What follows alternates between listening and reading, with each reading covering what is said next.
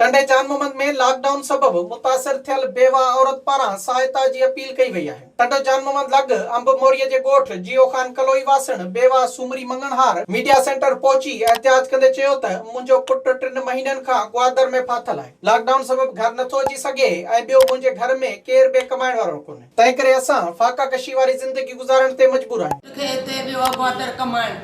टियों महीनो 7 बचा 8 माण्हू खाइण वारा न हुनजो पतो पेर आहे, न असांजो मीर पीर ॿुधे थो, न असांखे रोज़ी न असांजो कमाइण वारो केरु आहे। असांजो केर बि मदद कोन थो करे ऐं बेवा आहियां, मुंहिंजो केर बि मदद नथो करे।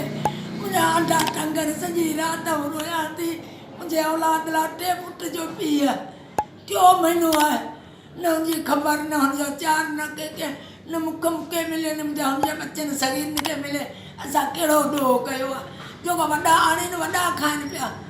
असांजो केरु कोन थो करे, केरु सार संभाल नथो करे। असां छो ॾोह कयो आहे। बेवा औरत सिंध हुकूमत ऐं वसवारनि खे अपील कई त सहायता करे बुखुनि खां बचायो वञे। विज़िट कयो अवामी आवाज़ मीडिया ग्रुप जी वेबसाइट awamiawaz.pk